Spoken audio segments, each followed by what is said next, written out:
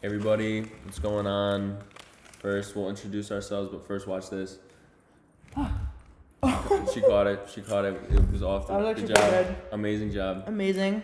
I'm Caesar. And I'm Jackie. And welcome back to our second MoPro lesson. Virtual Christian Ed. Virtual 2020, Antiochian Village, get excited, all that stuff. So we're back with our second lesson about the Divine Liturgy. Amazing. Get excited.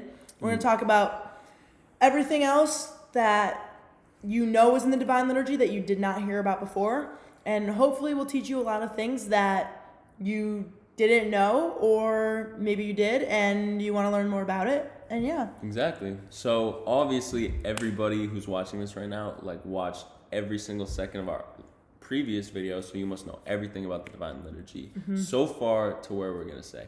If you haven't, we'll give you a little recap right now. So basically, in our first lesson, we talked about the first half of the Divine Liturgy, and we talked about the preparation, all that. Catechumens, the reading of the epistle and the gospel. We talked about the everything that goes on, the scripture. We talked about everything that happens in essentially the first part of the Divine Liturgy. Exactly. So if you missed that, you can go back and rewatch that lesson.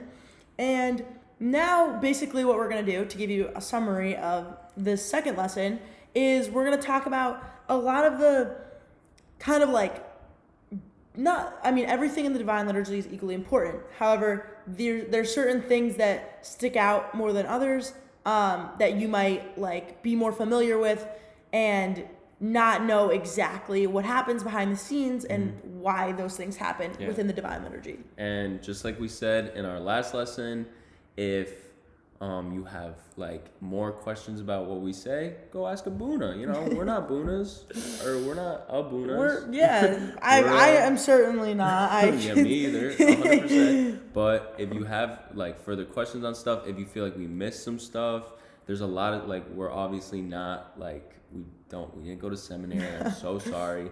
So we always encourage you to talk to your priest no matter what, and hopefully this does inspire you to... This is the first day. Yeah. This is the first day you're going to hit up your priest. Me and my priest text sometimes too. You just hit him up and be like, yo, what does this mean in the service? Yeah. Or blah, blah, blah. Answer. Quick answer, 2 seconds. Yeah. And maybe even get some people from your church to kind of join in on these things. Ask a Boona and different things around your church.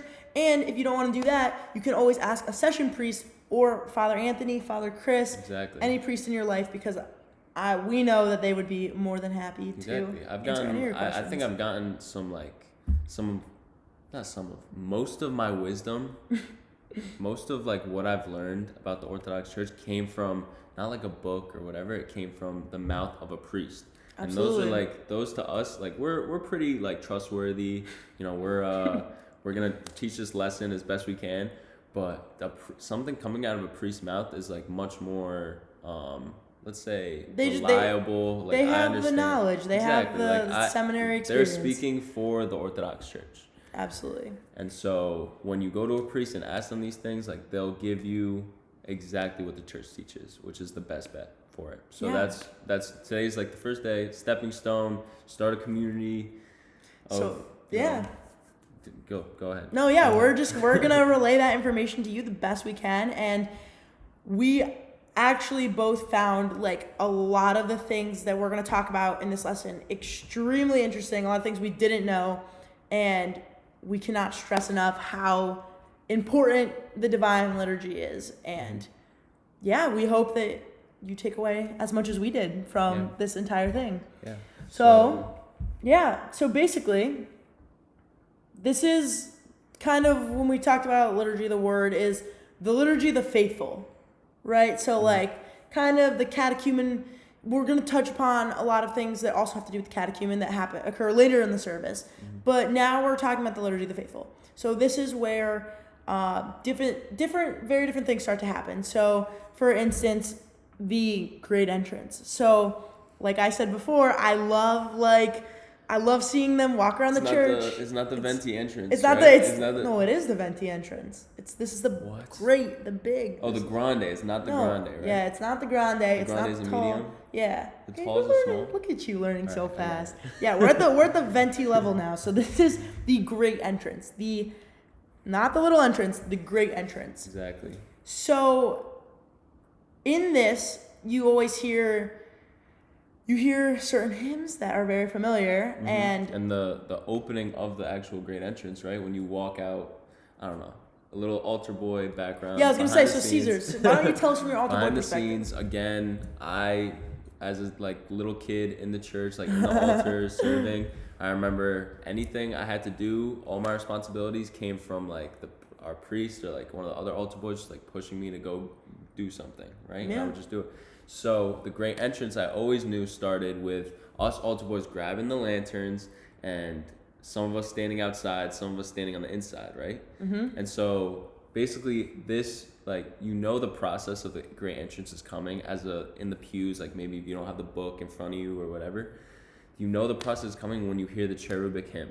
And that's the hymn, its nickname is that of the angels, the song of the angels. And yeah, because oftentimes you hear the cherubim and the seraphim, right? And so six wings, many eyes, soaring a lot. Yeah, right.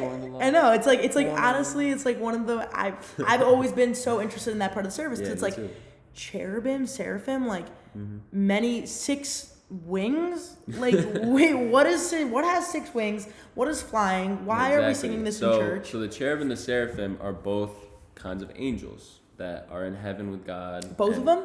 Both of them. And the cherubim are those angels that are closer to us, that act as helpers of the Holy Spirit and help us see God as best we can. And the actual word cherubim, another vocab word from last time, all that. Cherubim, the actual word means great understanding. And basically, we trust the cherubim and these kind of angels that come and help us on earth with our faith. And just saying okay, I trust you, and however much wisdom you have from God, because angels came from the kingdom of heaven, and they came to earth, and we're closer to them than the seraphim. The seraphim is a whole different kind of angel, and those are the ones that are closest to God, right? Mm-hmm. So whereas the cherubim has 4 wings, the seraphim has 6. So I don't know if you've ever, we can't pull up pictures here, but a picture of the seraphim, if you've ever seen one, it literally just looks like the head of an angel and then 6 wings that just go around it. Exactly. And that is exactly what it is. So I know that growing up, I never really knew exactly what the cherubim and the seraphim looked like or what it meant, because obviously we hear it a lot, but we're never what is 6 wings? What could that possibly look like, right? So we all have, unless you really kind of looked into that, it's hard to understand exactly what that is. And so this is kind of a very important part of the service and something that we sing, because this hymn represents, like Caesar was saying, the angels that are closest to God. Mm-hmm. And so we call it the seraphim. The word seraphim, vocab, means flaming. Right? And you're what does flaming have to do with church? I'm in church. Fire. There's candles. Is that it? No. Right? Flaming comes from the story of Moses and the burning bush. And you could, if you want to read that to yourself, it's in Exodus 3. And it's just in the beginning of the chapter. You can find it right in the beginning of it. And the whole story, basically, I'll sum it, a little summary of it is Moses is talking to God. And God's form is of a burning bush. And so he's talking to the burning bush, and the burning bush is saying to Moses, I am God. And to us, that's the first visual representation of what God is at all. Right. So to us, obviously God is not legitimately if I go burn a bush, it's not God. But in the verse, there were specific things that happened to Moses that led him to finding this burning bush. That wasn't the dopest part about the burning bush is that it wasn't burning and like like it wasn't burning. like it was like just burning continually. It wasn't like burning to the ground. It was like it wasn't burning to like ash. Right. It was like burning. God's way of being like, this is like, here I am. Exactly. Like I am the light. I'm the flame, and like this is my presence. And so the seraphim to us, since it's the closest thing to God that we can imagine, we made it look like the closest thing that we see visually to God, which is this burning bush. And so that's why, like, if you see a picture of the seraphim, you can look it up. Right, if you guys are probably on computers, you can look it up. A picture of the seraphim, and it's basically, it looks almost like a little fire if you see it in the right way. Yeah, and the cherubim, essentially meaning the effusion of wisdom, or like the great understanding, is the cherubim. That is the enlightenment. So the cherubim comes down to people, and it is enlightenment. And so like that's kind of a cool thing to think about, is like, this is exactly, I believe it's Hebrew is what like the effusion of wisdom is, cherubim in Hebrew. And so that is kind of like the actual meaning of what it does. And so through this, it's like the spiritual eyes of God in a way. And so it's kind of cool to like think about, and we're like more glorious beyond comparison. Seraphim. Yeah, you hear a lot of things. You like the whole service. Obviously, like we could go line for line, but like we're not gonna do that too. That would be a lot. And some stuff is just straight out of the Bible. Like you can tell, like a lot of the Divine Liturgy is literally like from Scripture, purely, just to like have like just to remind us of specific things that happen in the Bible and everything. So for us to learn from it too. Yeah, it's super cool. Yeah, super cool. And so the beginning of the great entrance is this hymn, the cherubic hymn. Right. And it kind of like what the hymn, like we often hear, like the King of all who comes invisibly, attended by the angelic host, alleluia. And so that's like you can sing it right now if you want. Let's hear it, please. No, we're not singing it. But basically it's like the slow, if you guys don't recognize it, I didn't recognize it either. If you read it, like if you look it up, you can't really like see it word for word, but when you chant it, it's like the very, very slow chanted hymn, like, and it comes right before the great entrance. So we sing it over and over, and what happens, altar boy behind the scenes again, what happens is that the priest is doing his own prayers for the actual communion, for the actual sacraments. And it's kind of cool because like Caesar was saying, you don't, it's hard to kind of understand when you're reading it, and then but you know this, like what it sounds like when you're singing it. And even though it's a very it's very slow and it has like kind of that deeper essence to it, it's really interesting because this specific hymn has like a way deeper meaning than a lot of people see. Because I'll just read it like word for word, and then we'll break it down a little bit. So we who mystically represent the cherubim and chant the thrice holy hymn to the life-giving Trinity, let us set aside the cares of life, that we may receive the King of all who comes invisibly escorted by the divine hosts. Right. And those obviously changes translations. Like some hymns you may have little words, some are different, but in like generally that's what the cherubic hymn is. So being said, there's a lot of different parts of that kind of. What's one part that stands out to me is the let us set aside the cares of life, right? Oh yeah, lay aside all earthly cares.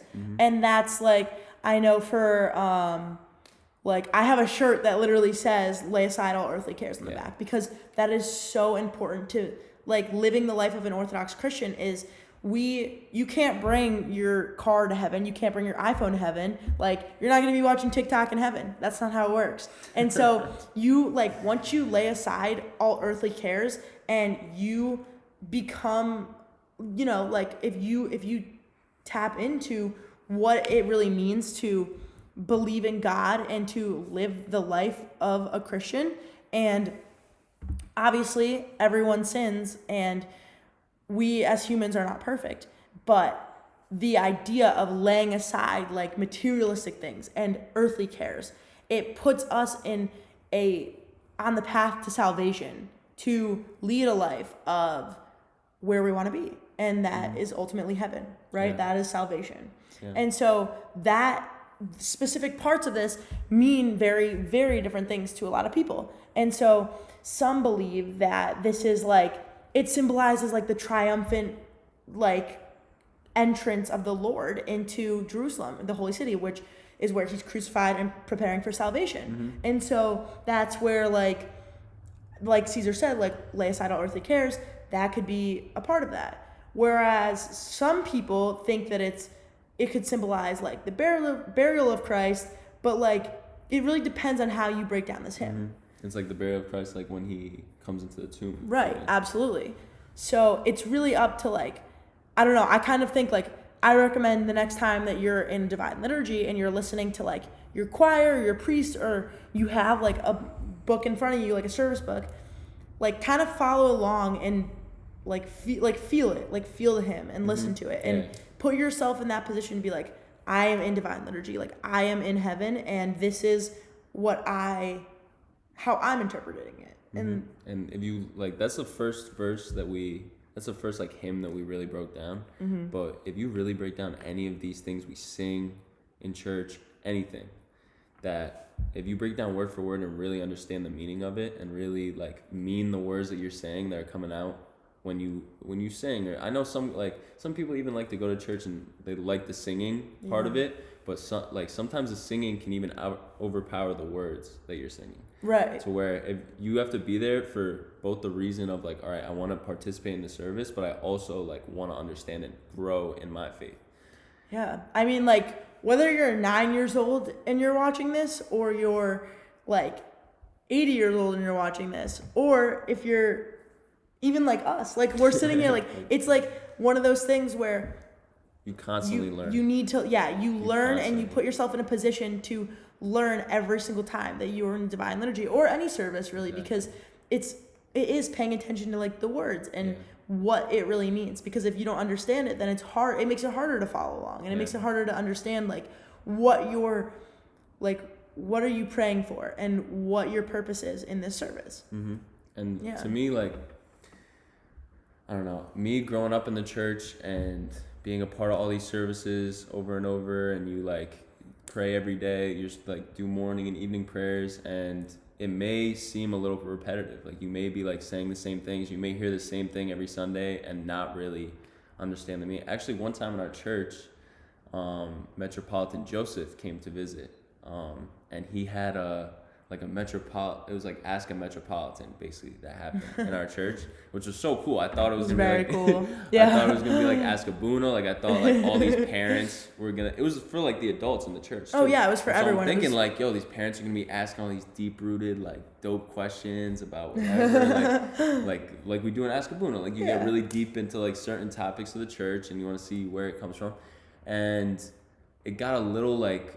It got more political, and it was like not the same. Like it was not the same as Ask a Buna, where like these kids, like we have kids, like when we were kids, like asking questions about the church and learning more about it. And it obviously turned into like adults who know a lot about the church already and are asking about like specific stuff. But anyways, so I go in as a kid. This was like last year, whatever, like a few months ago, and I actually asked, like, what, to me, something that I was thinking about at the time was that we repeat these, like, things every day. Like, we say the same morning prayer every morning. We say the same evening prayer. And I was wondering, like, why do we repeat it so much? Like, doesn't it, we want to get a new meaning out of it? Why are we repeating the same stuff?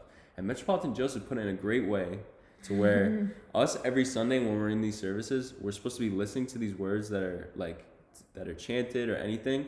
And in reality, us understanding and like taking it in happens differently every single time, to where I'm a different person yesterday than I was today, and I will be tomorrow, and something can hit me differently if I hear it the 1,000th time or like the 5th time or whatever. Oh, for sure. To where if I'm in the service on a specific Sunday and I hear the cherubic hymn and I'm like, and we get to that one part where they're like, let us set aside the cares of life, and I'm just like, thinking about my Xbox at home, and I'm like, dang, like I play Xbox too much, like, blah blah blah. Like that could be one thing to me that I get out of this service that I couldn't have maybe last Sunday. Maybe I didn't even, I was sitting on Xbox all day, and I'm like, dang, like I don't have any problem at all. For sure. But this specific Sunday, you see your problem, and you see like things that come up in your life in the service. And this is one that was really, really cool, especially the lay aside all earthly cares is specific to teenagers in general. Oh, yeah. Like, we could take that to heart every day,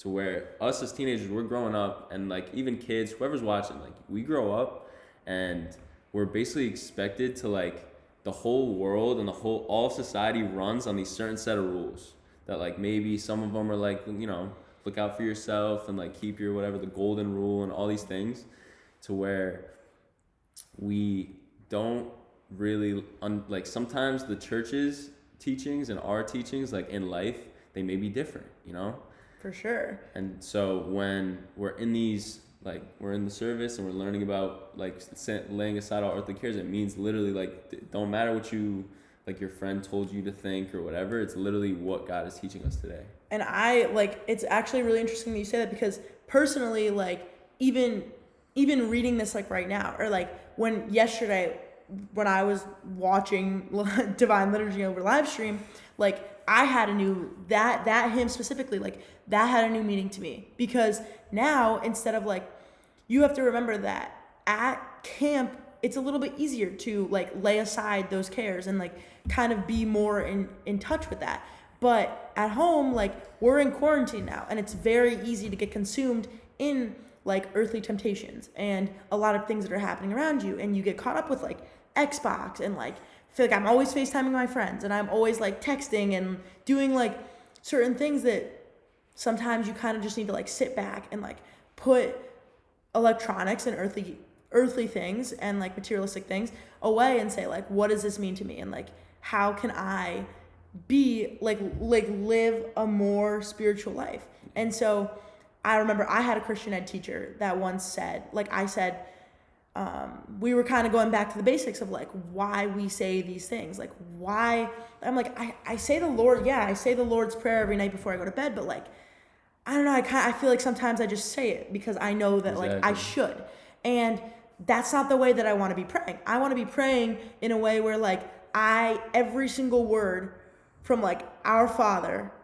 to the very last word, like, that has to mean something to me, and that has to, like, be something that I fully believe in. Mm-hmm. And so with every single hymn that happens within the Divine Liturgy, like, I would definitely say, like, start listening to those things, like, start, like, honing in on certain words and, like, pay attention to those things in order to get the most out of the service. Because once you understand those things, you are going to have a new perspective every time, and it's going to be easier to pray with an open mind. Mm-hmm. And that's something that kind of gets clouded, especially now, and, like, especially being at home. Yeah. So it's, like, definitely a time when your faith can be tested. And so this is kind of like a reminder to be like, all right, we're bringing camp home, but we're also going to, like, we're going to incorporate it into our everyday lives. And even bringing camp home with us, like, one way me and Jackie do, we have, like, prayer ropes on our wrists, both of us, right? Mm-hmm. And we bring it home, and I don't know how to make prayer rope. I don't know. I'm not that good at it. Like, it's like half and half. Like, I was taught once, like, I went to arts and crafts once, you learn it, like,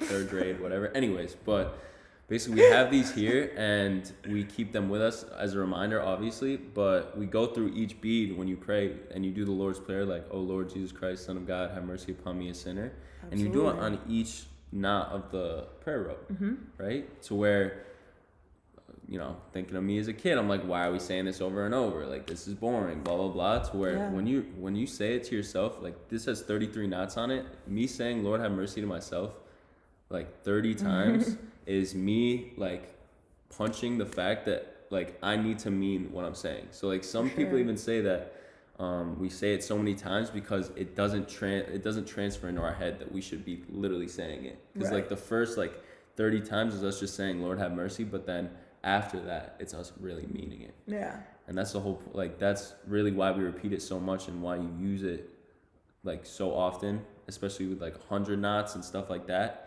When you look at repetition, you look at stuff like that, and you think oh, maybe there isn't a good reason for this. Like there always is. Right.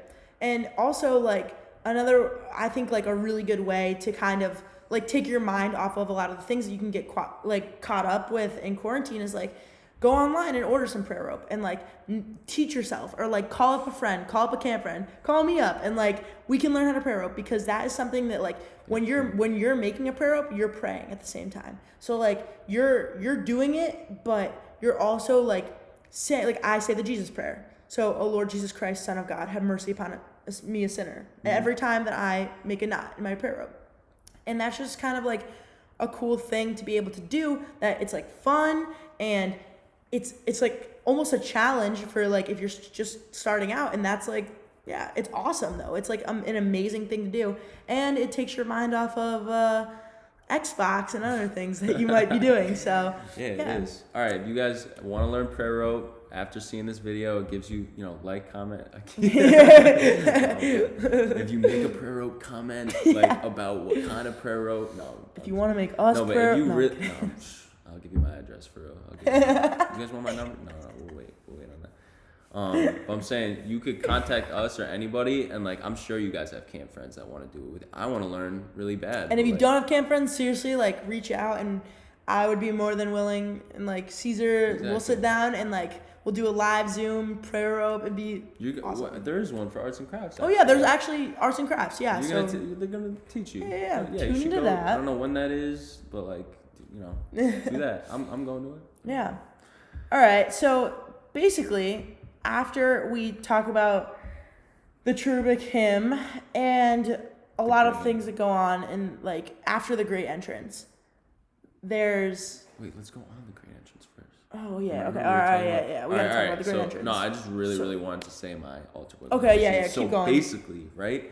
I got this little lantern. I'm like 10. Like imagine me like 10. I'm like holding this little lantern. I have nowhere to go, and they make me lead the great entrance. And this is like the most baffling. As a kid, it's like the hardest thing, because altar boys know. Shout out all you altar boys out there. You know that if you're leading the great entrance, like you gotta pace it perfectly, right? I've mastered it obviously at this point in my life, but back then it's like you don't want to go too fast, you don't want to go too slow because it gets caught up and blah blah. And so in our church, how the great entrance really goes is you have lanterns, small or big. Like the small ones go in front just because it looks better. It goes the lanterns, and then we have the cross that goes behind the lanterns. And the cross is we carry the cross through the great entrance, and behind the cross there's usually somebody sensing, right? And that could be a deacon, or that could be a subdeacon in our church, like anything, and they're sensing the holy gifts that are coming through. And the priest, if you have multiple priests in your church, whatever, they're holding the actual communion, right? Mm-hmm. And that's coming around the church. It's the great entrance, either to Christ entering into Jerusalem, or like entering into the tomb, however people want to see it. But basically, that's how it goes down. And then there's the right behind them. There's either at camp, I know there's a ton of people in the altar, so there's like somebody holding like a spoon. Like everybody needs a job. Like everyone, we get it, Father it's Chris, an important. It's extremely important. He carries it. No, we all. Anyways. So then at the end, there's fans, and those are like. Originally the fans were used to originally in the Divine Liturgy, fans were there to keep like mosquitoes and stuff away, which is actually really cool. And so the fans are there as like a symbol now, but back then it was like actually to keep the fan away from the priest or whoever. Because of the communion that was being carried. Exactly. Which is interesting, because before I was asking Caesar like why, because I know that in our church like they're in the same order every single time, and they have been since I was born. Like since I've been in the church, like I have seen the great entrance occur in the same exact order. So like kind of knowing certain things about why, like I had no idea that the fans in the back were for that reason. And so it's kind of cool to learn like, there's like a very specific spot for everything that occurs, and like everything in the church is very specific to what it's meant to represent. And so knowing those things gives you like it's like kind of cool to like go through a service and be like, oh, I know what that means. Like Exactly. I got that now. Like, I recognize that. Fun fact, the cross is always, when you're holding the cross, you always go to the side that is, that has Jesus on it. See, to the I right did not side. know that. Always. Rule, if there's too many on that side, you still gotta stand on that side. Split. You split off. Yep. At the end. Fun fact. Anyways. Super cool. So once the great entrance happens, the priest will have a litany where you pray for people again, and you read a long list of like names of people in the church or people who are sick and stuff like that, and like the departed as well. Like you pray for those who've like passed away, and yeah. So once we kind of like so the great entrance, like this occurs obviously after the little entrance, which we talked about in the last video. And then I always kind of got confused as to like when everything happens, because I feel like I usually like am very good about knowing like, okay, the creed, so like we say the Lord's Prayer and the creed and like have communion and everything, but like, hold on, back up. Like what happens like between that and the great entrance? So there's certain things that you definitely like, if you attend Divine Liturgy, like you hear often, and it's typically like the doors, like let us be attentive. Yeah. So yeah, and I actually like I never knew the meaning of that, and I was like, the doors, like the altar doors, is it like the back doors, like because like in our church we have like 2 doors, which is oftentimes where like they open they open altar, up. Yeah. So sometimes they're shut and sometimes they're open. And so we were kind of like, why do they say that? Yeah, like why do they say that? And to what we came up, like what we realized, what we found out, like this is literally us like trying to learn stuff more about the Divine Liturgy to show you guys, is us.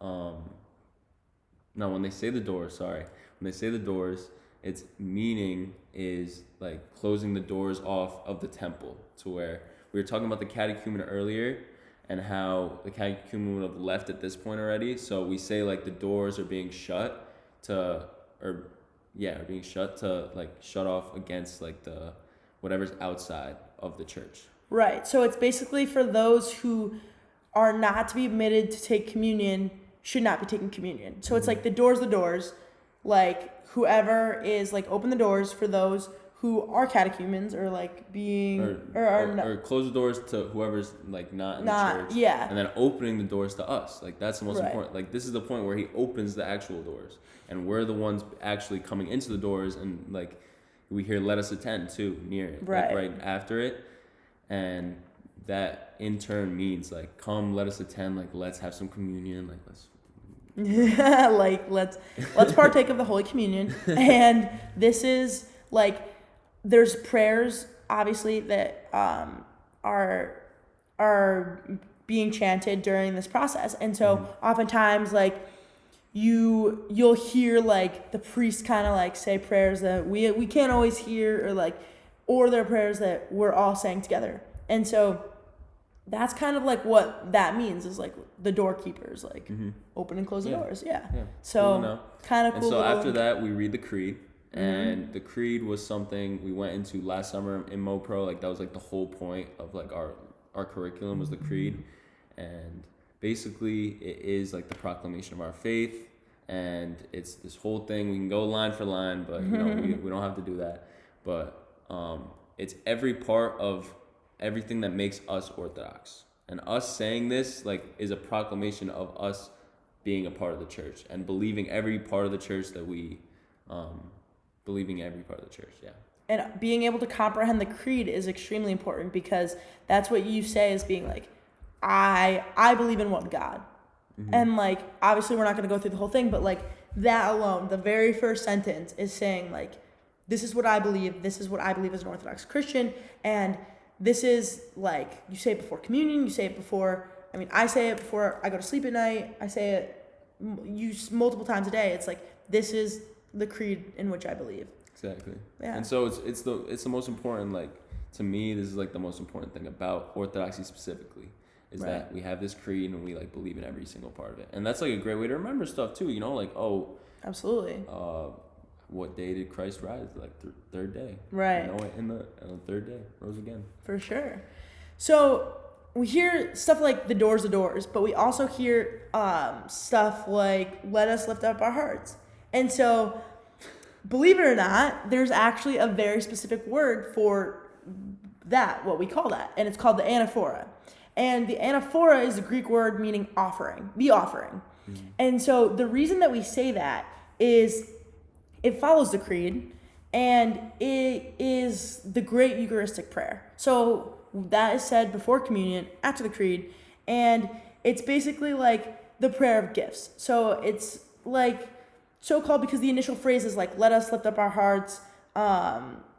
The two principal anaphoras in the church are, and I know I always say that, like I always, Saint John Chrysostom, and then Saint Basil the Great. And so those anaphoras are they're used at different times. And so we have kind of like, it's interesting because our typical like liturgy, like the anaphora that's used most commonly on Sundays is of St. John Chrysostom. But the St. Basil anaphoras and little things throughout St. Basil's liturgy are different than St. John Chrysostom's. Like St. John Chrysostom is the one that we celebrate every single Sunday, or not every single, but like most Sundays we'll say we do St. John Chrysostom's.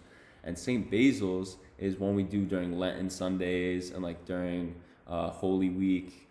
And so that happens about like 10 times throughout the year that we actually do St. Basil's liturgy. But St. John Chrysostom's is one we do most Sundays, and it's the one where the anaphora comes from. Right. It's like that's where the anaphora might be different. Like these two liturgies are like very, very similar, but there's certain parts like the anaphora that are different. Right. And so when talking about the anaphora, there's actually a process that goes along with it because it's after remembering the history of the like our fallen redemption of the Eucharistic meal, the priest invokes the Holy Spirit asking like that he be sent down of the gifts. So like we always say, it is truly meet to bless you, O Theotokos, ever blessed and most pure, the mother of our God. More honorable than the cherubim, beyond compare, more glorious than the seraphim. Okay. Without corruption, you gave birth to God, the Word. True Theotokos, we magnify thee. Now, obviously, a lot of different translations of this, a lot of different ways that this can be said. I know it's kind of our church in the village, like, say it slightly differently, and, like, Greek churches say it differently. But this is something that, like, I remember, like, always hearing, and I'm like, oh, okay, like, I know where we are now. But it's, like, that is the anaphora. Like, this is part of the anaphora. And so it's, like, kind of cool because I never really knew that it was called that. Yeah. And I just, like, I knew what it meant, and I knew, like, what was going on, but, knowing that there's two different types of anaphoras is very interesting. And so it's kind of, like, it's a nice little, It's another reason to, like, not, like, delve too deep into detail on, like, the vote or, like, the wording and stuff like that. Right, like, it's not that complicated. Yeah, if you let that, like, stand in the way of you like, the actual anaphora is easier to understand than the word itself. So don't even think about the words. Literally. Right. So after that, we read the anaphoras and we go right into communion and we sing the communion hymns, like. You say the Lord's Prayer. Yeah. And then. Oh yeah, we say the Lord's Prayer before that, and that's like I remember as a kid, that was like my marker. That was like my marker. Like, all right, we got like 10 minutes left in the service, probably, blah blah blah, and that even with the creed, whatever. Like as kids, you do these things to track how it's going, because church, when you don't pay attention, can really mold together and seem like, oh, this is one long thing of me standing around. But if you really do pay attention, as you can see, it comes sequentially like a story every single Sunday. And the biggest part of this second half of the liturgy is that we're like building into communion, right? And communion to us is like the biggest thing ever. To like, why is it the biggest thing? Tell me. Why? Like, communion is so cool. But because it's so important. You know why it's called communion? Why is it called communion? Because it's us communing with God. But really, no, it is.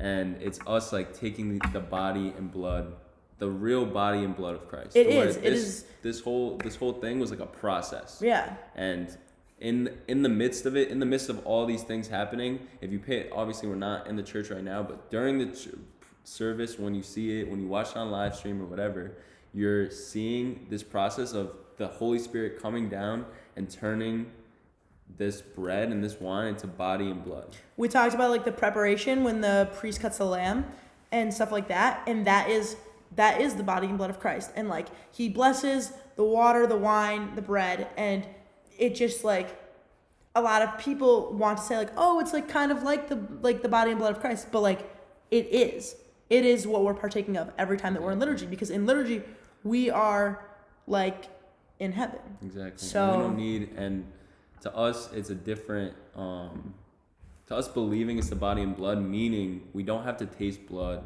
we don't have to taste like flesh or whatever. Like I don't have to taste skin to know it's the body and blood. Right. It's us like leaving behind, like we were saying, earthly cares, and you may not see blood, you may not smell blood or in the body, you may not like, this may not be like physically present to you at all. But in reality, we're supposed to let those things go, let these senses and all this stuff go, and understand that this is the body and blood. And I'm taking this as like, it's a communion between you and God. Mm-hmm. It's a communion between us and God. And that is exactly it. It's like, and that's why you don't eat before church. You know, like I used to wake up and I used to be like, Mom, I'm like, can we have some pancakes? Like, can we like some waffles? I'll take, PB&J, whatever you want. And she'd be like, sure. No, we got to go to church. You don't eat anything before. We're fasting in the morning. It's not long at all, but you're fasting in the morning. So the first thing that comes into your body that day is the body and blood of Christ.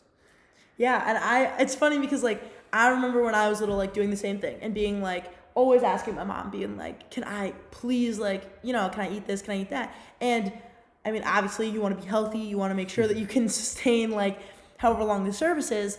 But it's like, once you understand why you do these things, why you are breaking the fast, literally with the body and blood of Christ, it makes you kind of like, obviously you should always appreciate and like understand communion, but it makes you like really kind of be like, okay, like how cool is this? Like I get to partake in the body and blood of Christ. Yeah. Like what? I always kind of thought it was messed up if you like if I ate some like goldfish or whatever, like ate some and then you have the body and blood of Christ in there in your stomach. It's just not. Yeah, but it's just not how it works. Anyways, yeah. So when you're taking communion, when us preparing for it is the whole week. Like that's the whole part of like communion is like to us, like heaven is to a holy person. Like right. To us, we're being holy that week. Like we're following the teach, like we're reading scripture, we're praying, we're fasting, we're doing all these things throughout the week. So on Sunday when communion comes around, we can be ready for it. That's like our like checkpoint between us, because I'm thinking like, me going to heaven, I don't know when that's gonna happen, if that's gonna happen.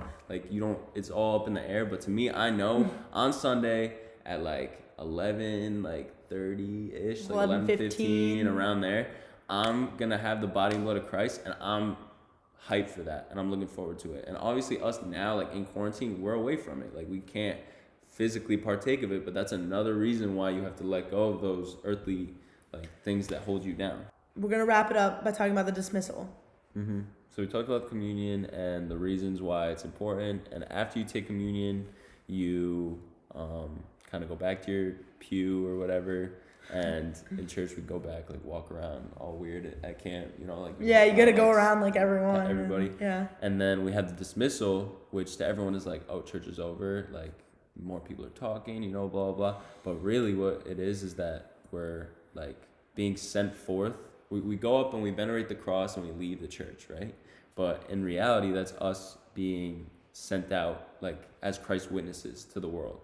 Mm-hmm. And us leaving the church is us going out into the world and like spreading what we have. Like we have the Eucharistic meal in us, but we have to spread it to the rest of the world now. And then you take like right when you exit that church, you are preparing for your next like time to get communion. Mm-hmm. So like that's exactly like you have to have that mentality to be able to like walk out and be like, okay, awesome, I just received communion and now I'm ready to like make this week like it's hype.